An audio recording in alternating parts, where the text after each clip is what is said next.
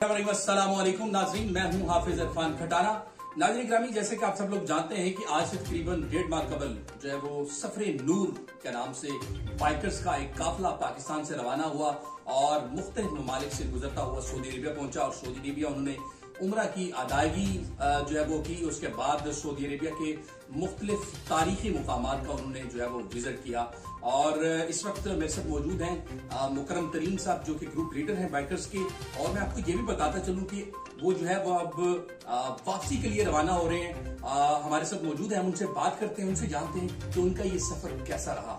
अस्सलाम वालेकुम सर। वालेकुम अस्सलाम। सर मुकरम साहब, सबसे पहले तो हम आपको मुबारकबाद पेश करते हैं कि आपने बहुत ही खूबसूरत ये सफर जो है वो तय किया और आप जो है वो आप वापसी के लिए जा रहे हैं, कैसा लग रहा है? ये बड़ा अच्छा हमने सऊदीया में अपने जो प्लान था उससे भी कुछ ज्यादा दिन यहाँ गुजारे और बड़ी अच्छी यादें लेकर जा रहे हैं। और जब हम आए तो हमारे पास कुछ नहीं था, अब जा रहे हैं तो इतनी खूबसूरत यादें। और ख़ास तौर पे मैं एक रिलीजियस हवाले से मैं कहूँगा कि यहाँ हमने उम्रा किया और मस्जिद नबवी में ख़ास तौर पे हमने काफ़ी ज़्यादा टाइम गुजारा और इबादतें की। बहुत सारी जो तारीखी जगह हैं, जो हमारे रिलीजियस प्लेसेस हैं, उनको भी विजिट किया तो बहुत अच्छा लगा। और बहुत सारी यादें इस हवाले से कि पाकिस्तानी की जो बड़ी कम्युनिटी यहाँ आबाद है, उनकी जो मेहमान नवाजी है वो हम कभी नहीं भूलेंगे और बहुत अच्छी यादें लेकर जा रहे हैं। अच्छा, आप जो है वो वापसी के लिए अब आपने जो है वो सफर का आगाज करना है। अब आपका जो वापसी का सफर है उस हवाले से जरा हमारे नाज़रीन को बताएं कि आप कौन से रूट से होते हुए। जी, अभी हम सऊदी अरेबिया से इराक की तरफ रवाना हो रहे हैं और इराक के बाद हम वहाँ इराक के मुख्तलिफ शहरों में हम करबला में, बगदाद में, बसरा में, नजफ में उसको विजिट करेंगे।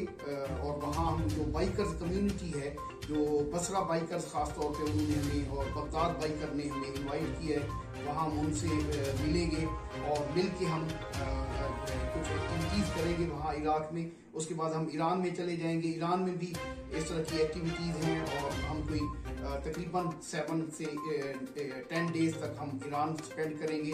उसके बाद हम फिर पाकिस्तान चले जाएंगे और इस तरह हमारा ये सफ़र जो है ना ये मुकम्मल होगा। अच्छा सर, मैं इसके साथ ये जानना चाहूंगा क्योंकि आपने ये जब ये सफर शुरू किया और आपके सफर शुरू करने के बाद माशाल्लाह आपने बहुत बेहतरीन पैगाम जो है वो पूरी दुनिया को अमन के हवाले से दिया।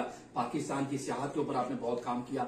अभी आपको देखते हुए बहुत सारे और भी पाकिस्तानी बाइकर्स जो है वो यहाँ पे आना चाह रहे हैं और आना शुरू हो गए हैं। आप उनको क्या पैगाम देंगे, कौन सी एहतियाती तदबीर को अपनाएं और किस तरह उनको आना चाहिए, ये जरा थोड़ा सा। जी, मैं खासतौर पे अपनी यूथ को पैगाम देना चाहूंगा कि पाकिस्तान बहुत खूबसूरत है और उसकी खूबसूरती उनके लोगों के साथ है, आप लोगों के साथ वाबस्ता है।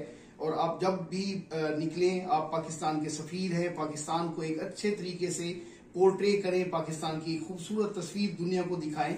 और यहाँ सऊदी अरब के जो लोग हैं उन्होंने हमें बड़ा वेलकम किया और ये लोग भी पाकिस्तान जाने के लिए जो हमने इनको दावतनामा दिया तो इन्होंने कबूल किया और ये यहाँ से भी ग्रुप जाएंगे और पाकिस्तान को देखेंगे। और मेरे ख्याल में अब जो बारिश का पहला कतरा हम बने तो इस के बाद इंशाल्लाह पाकिस्तान से अब बहुत सारी कम्युनिटी इस रूट पे आ रहे हैं, निकल रहे हैं। तो इंशाल्लाह पाकिस्तान के आप फ्लैग को, झंडे को अब बुलंद ही देखेंगे इंशाल्लाह। और थैंक यू सो मच मुकर्रम साहब, आपको और आपकी पूरी टीम का कि आपने इतने जोश और जज्बे के साथ पाकिस्तान की सरबुलंदी के लिए ये सफर शुरू किया और उसमें कामयाबी हासिल की। तो नाजरीन, बिल्कुल ये हमारे लिए बड़े एजाज की बात है, फख्र की बात है।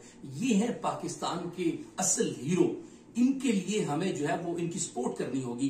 गवर्नमेंट ऑफ पाकिस्तान को चाहिए ऐसे लोग जो है वो सियाहत में ऐसे लोगों को एम्बेसडर बनाया जाए। ये लोग हैं असल चेहरा, इनको लेके आए ताकि पूरी दुनिया जान सके कि पाकिस्तान क्या है, पाकिस्तान के अंदर कौन से मुकामात हैं। मैं उम्मीद करता हूं कि हमारी हुकूमत पाकिस्तान इस पर गौर करेगी और इसको बेहतर अंदाज में लेकर चलेगी। तो नाज़रीन, हमारे साथ जुड़े रहिए और देखते रहिए। इंशाल्लाह हम आपसे मुलाकात करेंगे। तब तक के लिए अल्लाह हाफिज। पाकिस्तान जिंदाबाद।